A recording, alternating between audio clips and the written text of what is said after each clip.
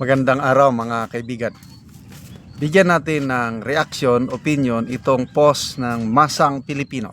Title: Father Villanueva isinasama rin sa kanyang panalangin ang sambayanang Pilipino. Ito yung nagsampa ng plunder case laban kay BP Sara. Dinedalangin daw niya lahat ng Pilipino, hindi kasama si BP Sara, kasama ang mga DDS. Nanawagan si Father Flavie Villanueva sa sambayanang Pilipino na ipagpatuloy ang pananalangin para sa isa't isa sa gitna ng manghamon na kinakaharap ng bansa. Ayon sa pari, patuloy niyang ipinagdarasal ang lahat.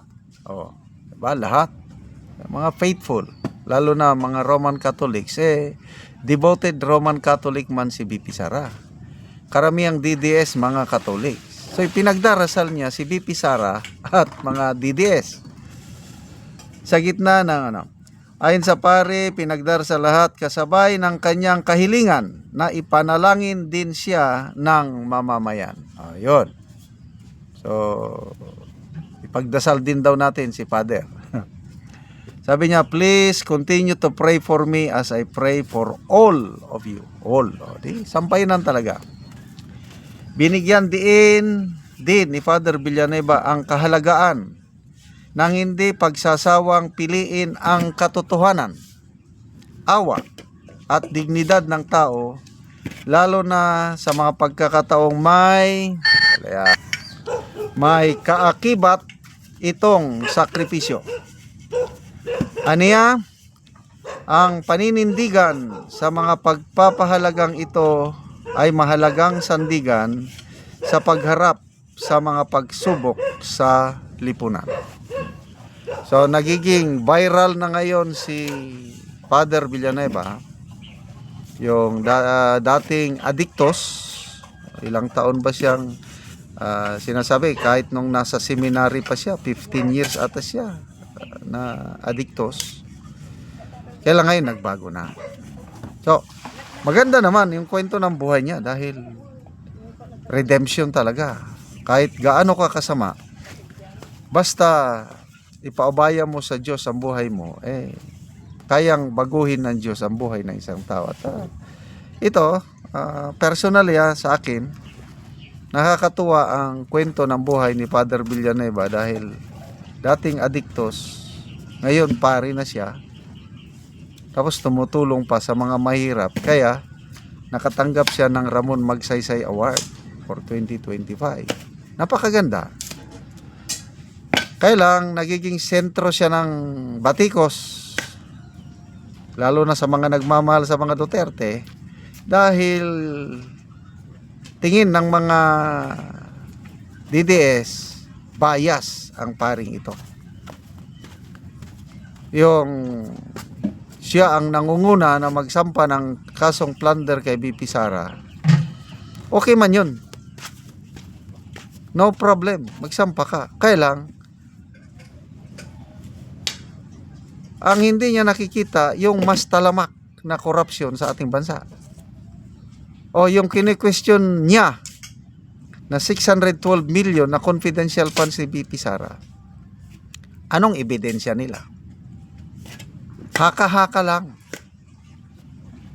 Kasi ang tanging may otoridad na magsabi na nawaldas yung confidential funds yung COA. Ang COA, for 3 straight years, unmodified opinion ang ibinibigay sa Office of the Vice President.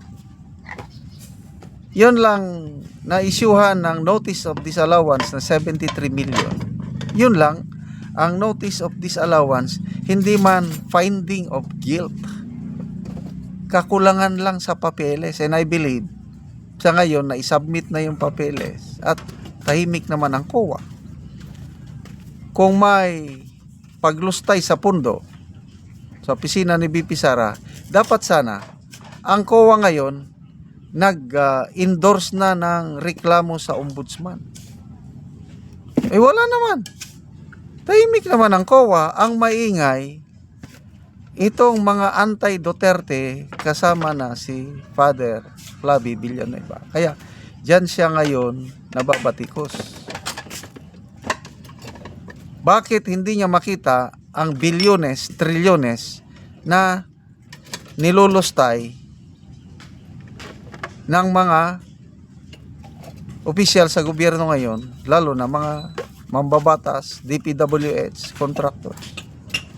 Tahimik siya doon. Dito lang siya nagmamaingay pagdating kay BP Sara. So, talaga bang ipinapanalangin niya ang lahat? O ang depende rin. Kasi baka ang dasal niya is Panginoon, tanggalin mo sa pwesto si BP Sara. O di ba, dalangin din 'yon. Baka 'yon ang dalangin niya kay BP Sara. Panginoon, huwag mo nang pabalikin ang mga Duterte sa Malacanang. Kay delikado ang mga adictus, Benedictus. O yun, panalangin din yun.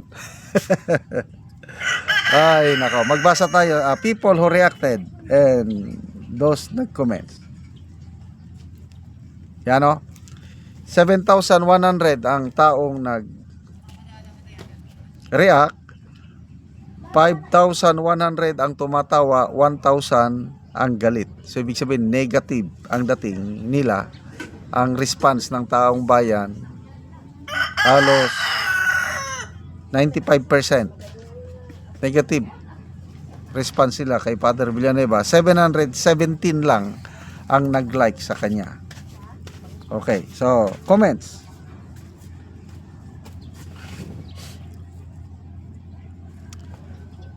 Ana Liku, no need, Father, I will directly pray to God.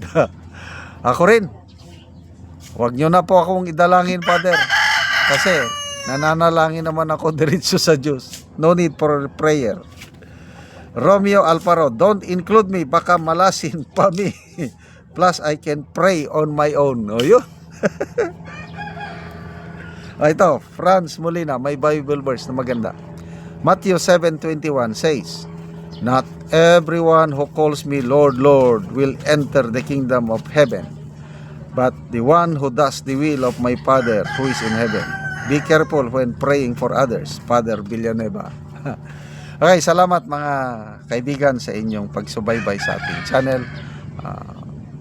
Nakakatulong kayo ng malaki sa tribong Talandig ng Bukidnon dahil ang income natin sa channel na ito is pantulong sa tribo. Namimigay tayo ng mga libreng yero at pako para makapagpatayo sila ng mas maayos na tirahan.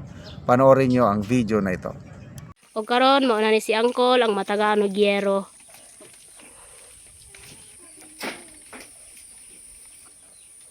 So mo ni ang balay ni Angkol nga kuan lang, kawayan lang tanan, kawayan. Oh. So among gitagaan og yero aron pud makaatop siya.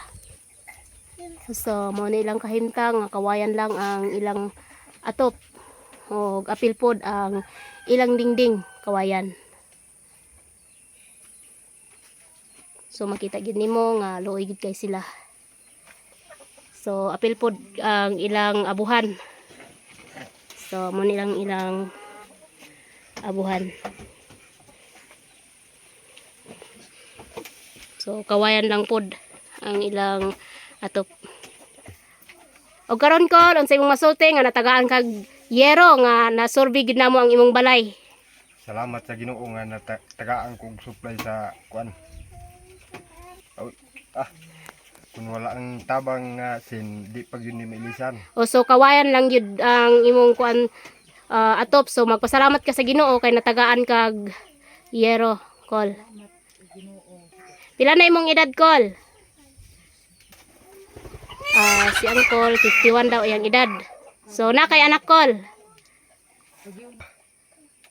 Pila, Kol, imong anak? Duha. So si Angkol na anak duha. So mo ni ang ilang kahimtang. So dako kay ang pasalamat nga bisan sa ilang layo kaya ang ilaha, so naabtan gihapon sila sa panghatag og sin. So Kol, salamat pud kaayo nga nakaanhimi sa imong balay ug nabisita gyud namo. So unsa ra di imong ka panginabuhian kol? Umarag yapon. So manguma lang ka kol. So panginabuhian ang kol, mag-uuma lang siya. O sige kol, salamat. Salamat.